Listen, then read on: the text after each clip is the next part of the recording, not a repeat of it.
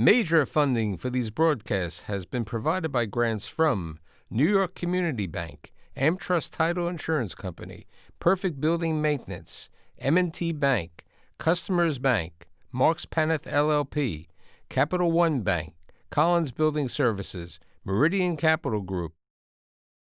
Additional support has been provided by grants from AKA Hotel Residences Corman Communities, Ariel Property Advisors, Amerant Bank, Bank of America Merrill Lynch, Briarwood Organization, Chase Commercial Mortgage Lending, Chase Commercial Term Lending, Citizens Bank, Dime Community Bank, Douglaston Development Levine Builders, Flushing Bank, Friedman LLP, Handro Properties LLC, Handler Real Estate Organization, Hodges Ward Elliott INC, Investors Bank, James D. Kuhn Real Estate Institute at Syracuse University, John Casamatides Red Apple Group, Keysight Capital Partners, Matone Group, New Banks, Newmark Knight Frank, Ocean First Bank, Optimum Window Manufacturing Corp., People's United Bank, Rockefeller Group, Rosewood Realty Services, Stonehenge NYC, SVN CPEX Real Estate Services, Tierra CRG, the Meringer Family Foundation, and these friends.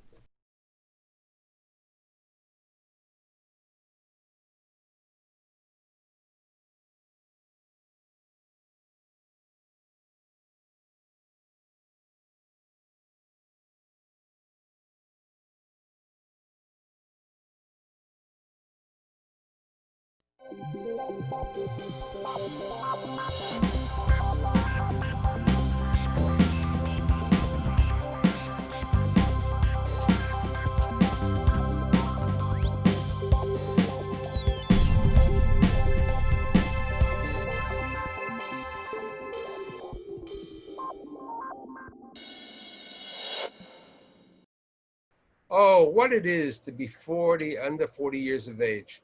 It was many years ago that I was under 40, but today I've assembled a group of 4 individuals, all under 40, to discuss the opportunities and challenges of being in the real estate business during a pandemic. My guests today include, as I said, my executive producer, Joe Kosum, who's the senior managing director of New York Multifamily, Marcus & Millichap, Danny Rublin, who's the president of Dalen Management, Jordan Sachs, who is the co-founder and CEO of Bold New York, and last but not least, the man with the money, Abe Kadanian, who is the first vice president and real estate officer at New York Community Bank.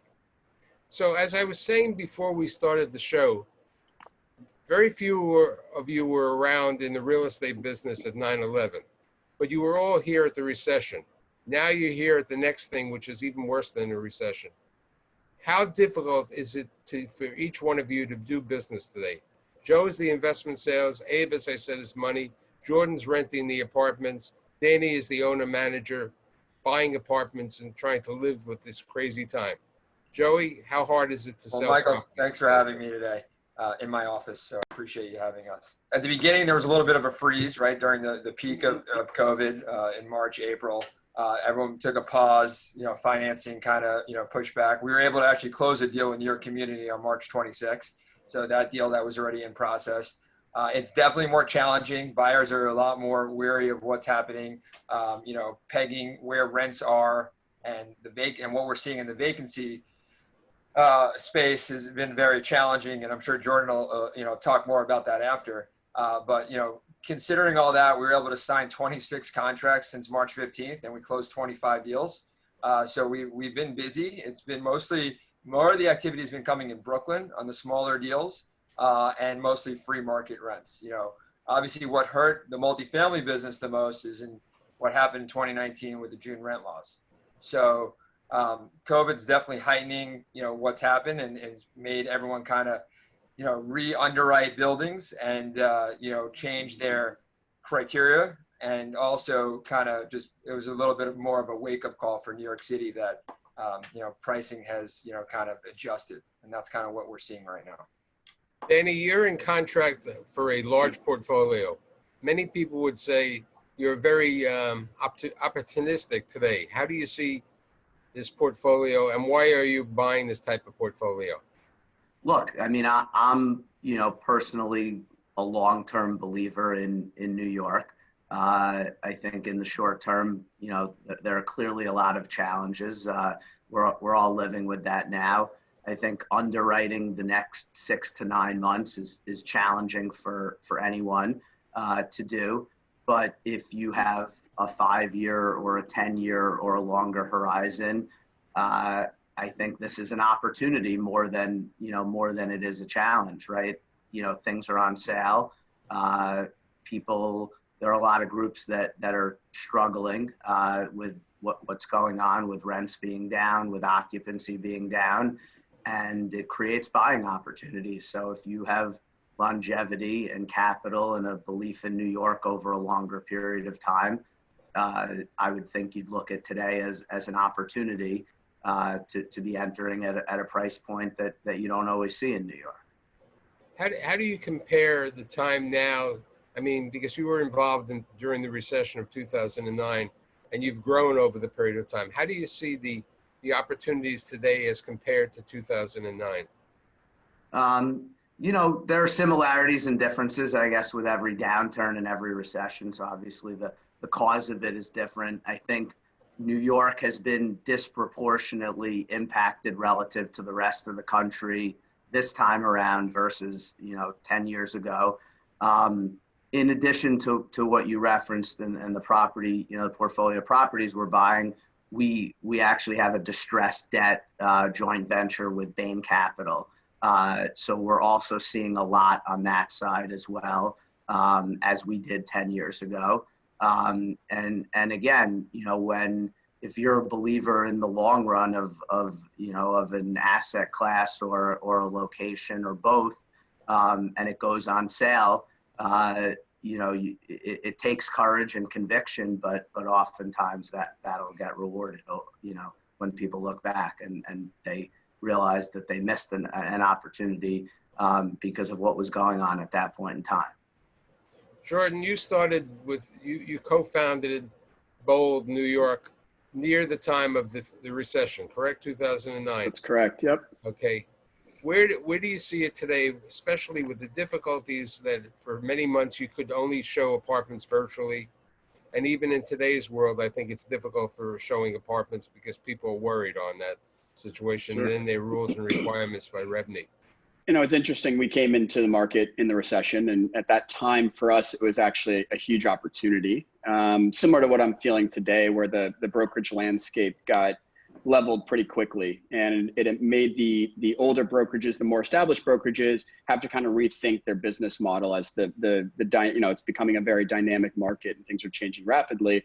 Unlike the recession, there's not as linear of a path when you're thinking about the different variables that the consumers take into consideration. The recession, it was kind of oriented towards a couple different verticals. And here with what we're dealing with COVID, everybody's affected across the board. So what we're struggling with is understanding the difference now in renters' needs, right? The market is very much on sale from a rental perspective. So the leverage is in the renter's hand.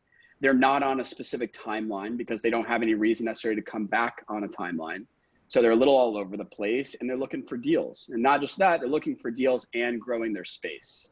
So where we're struggling now is on efficiencies. And the rental market in New York as a whole has done very well with efficient sized apartments, because typically people aren't that concerned with interior space because they're much more concerned about the area they're living, within the city and the amenities that has to offer.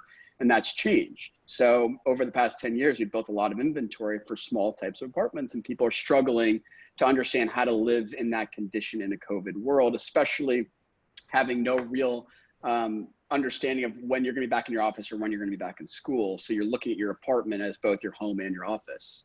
And then, we're seeing where the absorption's coming into play. And to earlier note from Joe on his building sales, Brooklyn has absorbed better. And I think a lot of that comes down to the actual, COVID itself, and where people are feeling, I don't want to be in the most densely populated areas in case things stir back up. I want to be able to feel as though have a little bit more light and air. And when I walk out my door, I'm not on top of people. And every day it's changing. Where it's a sliding scale, pricing is changing daily. So this isn't, hey, let's try this out for a couple of weeks. This is, let's try it out for a couple of days and then let's reconfigure. Abe, when you hear this, you're the guy who's making loans. How is the bank looking at a transaction today? I mean, I'd be a little nervous, okay? You know, there's a little risk reward. Are you getting paid for the risk reward? How is the bank looking at this today? The good thing about NYCB is, we really look at sponsorship, and majority of our loans that we do, we lend to, strong sponsorships. And at the same time, we build belt and suspenders where people are more understanding. Now you combine that with lower interest rates, you do have better spreads. And yes, occupancy has become an issue somewhat in New York, but now we are, really also lending a lot more in Pennsylvania, where occupancy is, most of the buildings that we're lending on at 95% or better. New Jersey has picked up, Florida has picked up, and at the same time, as everyone mentioned, prices have come down. So if you're looking to buy something in New York, this is a good time to get in, where you're seeing cap rates that you weren't seeing before. And with the fact that we're able to build in loan reserves where we're not really getting pushback, that has helped make us comfortable proceeding with, with loans. And the most important thing is, having adequate coverage, which we do have on all our loans that we lend. You bring out the reserves, and I think this is a question for Danny, yourself, and for Joe. What type of reserves are you taking today? As somebody would say, we're taking COVID provisions, okay? We're setting up reserves for principal and interest, okay? We're doing different type of things. How, Joey, in the deals, I mean, you've closed 25 out of 26 deals, which is a great phenomena. Are you seeing the changes in the financing, the amount of leverage, and so on? We signed 25 contracts and we also closed 26 deals. So that was an addition. For example, on a deal that we did recently, the bank held back about 6 months of principal and interest reserve for that specific deal. That was a mixed use property in downtown, which had 30 apartments and 2 commercial spaces. So that obviously plays into the buyer's underwriting, and I'm sure Danny's looking at this as well. And some of these deals we're also seeing on the retail income, they're holding back a year of reserves there as well. A building that we just put in contract in Greenwich Village, buyer had to re-underwrite it with those numbers because it obviously pulls back from the leverage that they're able to get. So we're definitely seeing an impact. People, investors are just being a lot more cautious and saying, what are my financing options before I, even submit an offer today, because it's not as cut and dry as it was before. And understanding who the lenders, New York Community Bank has been, very aggressive in still lending, and some of the other local savings banks, but it took out a few other banks that were players here to kind of pull back. And, we're seeing that as a big obstacle to get these deals over the finish line. Abe, one question for you. Are you requiring some type of recourse in some of these multifamily buildings now? Well, it depends on occupancy, as you mentioned. Most of our loans that we do is non-recourse on the multifamily side. If you have commercial involved with short-term leases, vacancies, yes, we may require a springing guarantee where if that tenant were to vacate, that pro rata share of the loan amount will be guaranteed until that space is released. And we do a 6-month to a 12-month look back. At the same time, for the loan reserves for COVID, we're doing it based on contractual payments. So if you're taking an interest-only loan, we take it for, the interest-only for that 6-month period. Sometimes we go 12 months. And at the same time, people, again, are understanding. We're not getting pushback. I'm making a purchase now, I have to come out 6 months additional, for interest payments out of pocket. And, that makes it a lot easier, to lend. Danny, you're a two-headed monster, as we would say. You're an owner and you're also a lender. As a owner, where do you see lending, financing today? And as a lender, what are you looking to do? What kind of deals? We just heard 3 to 6 months, generally speaking, of reserves. Call it a COVID reserve. Generally in line, maybe for smaller properties, I've heard it up to 12 months, but generally 3 to 6 on larger loans and sort of stabilized multifamily oriented properties. And I think a lot of that is taking a lead from the agencies, the Fannie Freddies of the world, which is generally the guidelines that they're following. On the debt side, so we really have, it's a distressed debt platform. So we will originate loans on, projects or assets that are not the kind of projects or assets or or loan amounts that, you know, a New York community might be willing to do. And then we also will purchase non-performing or sub-performing mortgages from banks. And that certainly has picked up, and we anticipate it really picking up in the next 6 months or so. Jordan, with regard to your renting of apartments, I noticed that in many times you had a significant amount of business in the Murray Hill, okay, neighborhoods and, you know, the other young neighborhoods in the area. The fact that some of the people aren't relocating here for colleges because they're doing it remotely, what effect have you seen on the fact that international students aren't here, the fact that people have the relocation with regarding to renting to young people? You know, I think the international student market, and let's call it the general student market as a whole, is probably, you know, north of 30% of the renter base for this, you know, for specifically the luxury type of product in Murray Hill, as an example. It's a huge hit for us. I mean, that's a group of people that we can rely on year in and year out, specifically during the summer months, to eat in, you know, to take up a certain amount of that inventory. So it's a huge hit for us. And outside of that, I mean, the general renter base we're seeing right now is the young professionals coming back in, that have kept their jobs, that are, you know, I would say middle income and higher seems to be the jobs that are still being retained. And they're now moving back in because they're being told to. So we're not seeing a lot of people coming back just because they want to. And until we see that student market pick up, you know, the vacancy rates are going to hold fairly strong. And I think the drop in gross rents in addition of concessions is trying to make up for the lack of that type of traffic. You know, the press talks about that there are a number of people who are relocating to the suburbs, they're moving into their homes with their parents and so on. Are we seeing that? Danny, have you lost some tenants? You know, Jordan, have you seen that? Yeah. I mean, for us, we saw what I would say were the people that were 2 years out from leaving the city, made a quick decision over COVID, right? So either they rented long-term for the next year or two while they looked to buy, or they bought something in the midst of all this.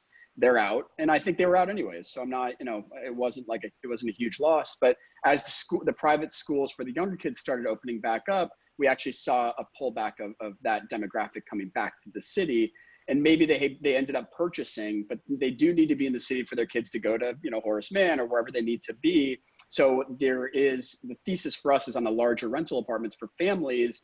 We see that as actually a growing segment, which has been growing over the past couple of years. I see that as actually getting stronger during this, because people don't want to necessarily put down the down payment to buy that size of an apartment. Dan? Yeah, I agree with Jordan. I think a large majority of the people who have left are probably anybody that was going to leave in the next 3-4 years left, and you know, it just sort of expedited that.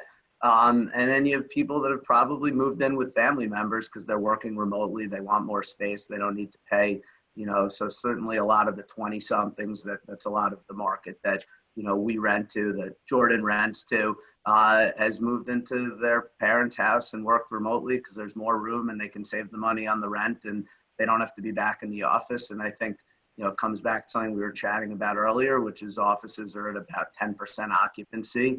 And until that changes dramatically, you know, a lot of that group of people who's electively left short term but does plan to return is going to be out. And when, you know, a lot of the large Wall Street banks, for example, of the world start to, you know, require people to return to the office, I think that's when you'll see more of the light switch being flipped back on that's been flipped off for the last 6 months. And we thought we were going to see this, right, post Labor Day, but it really is coming down to when are people coming back to their offices.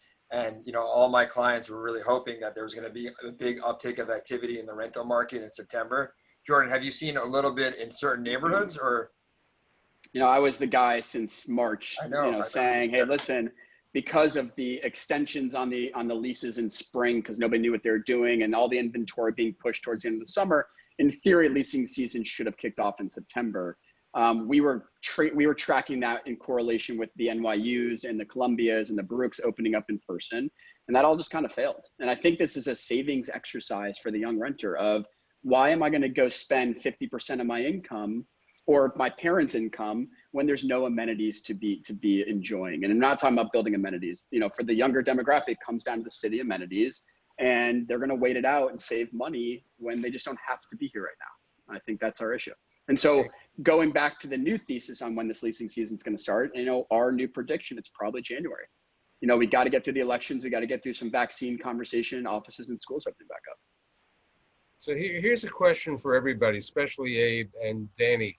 How, you know, and also you, Jordan, with regard to retail, tenants come back, retail's down, restaurants are hurting. Are you giving tenants, or are you seeing more percentage rents for retail, for restaurants and so on?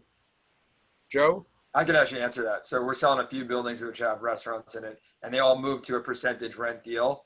And some of them are striving. We're going to see what happens in the wintertime when, you know, if indoor dining gets to a capacity level where some of these restaurants could survive. I think the biggest fear for these restaurants and for the landlords are, you know, winter comes, they're not able to do business. And now, you know, we already lost a significant amount of restaurants in the city. What happens to the landlord that was relying on that tenant, not just for the income, but for the real estate taxes and the other expenses, the water reimbursements that they were contributing to the building. And that's having a significant impact on how landlords are looking at deals today on their current portfolio and how they're making bids on new deals. And that, I think, is going to, you know, be within time in terms of how that plays out. Abe?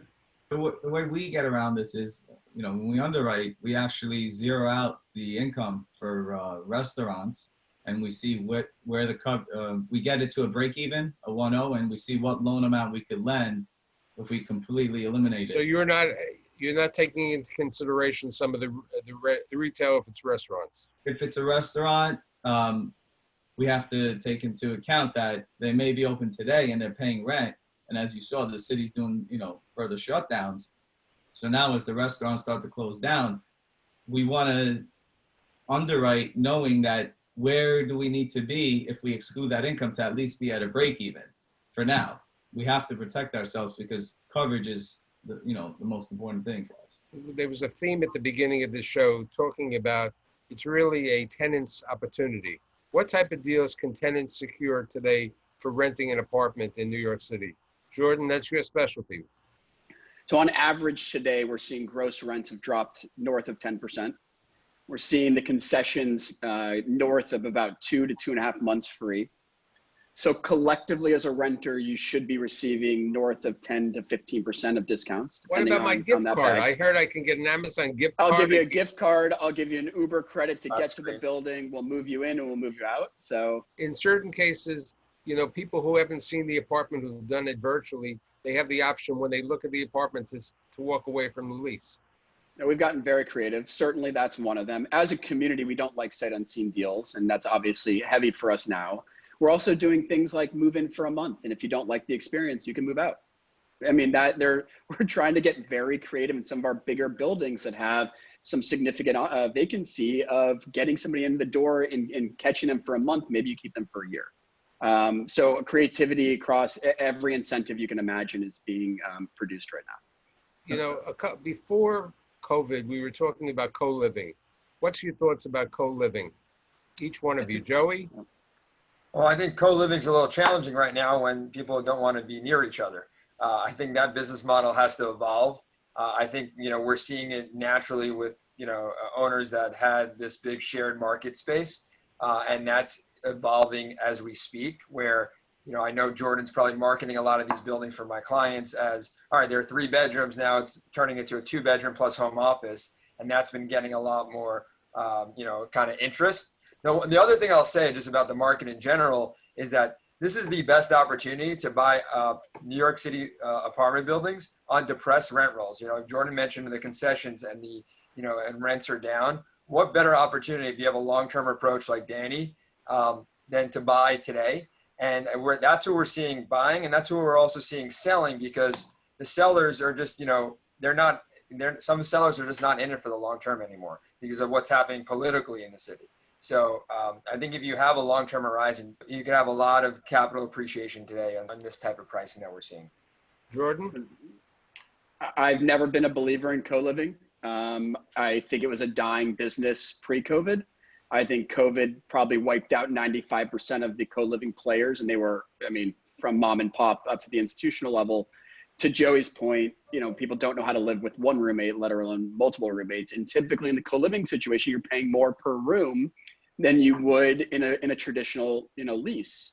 So I think it was a dying business. I've seen majority of the buildings that have had a hybrid model of free market rentals and co-living, the co-living's been completely wiped out. And I think the only way it survives, it'll be one or two firms, and it will be for people that need to jump in and out of these major markets for work purposes and don't want to commit to any type of a long-term lease. But I see it as a dying business. Abe is the banker. What's your thoughts on co-living? No, it was just hearing from you guys. That's one key thing that we actually look at on a rent roll. How many tenant names we see, and that actually raises a flag for us when we see several, knowing that if one decided to leave, can the landlord still continue to collect that rent, and that's more risky for us. So I think in summation, okay, you know, as each of you had been around during the recession, this will pass. It'll take a little while, you know, the vaccine, but things will get better. We're all big supporters of New York City. And I'd like to thank Joey, my executive producer, Danny, Jordan, and Abe, and I'll see you next week. Thank you for having us. Thank you.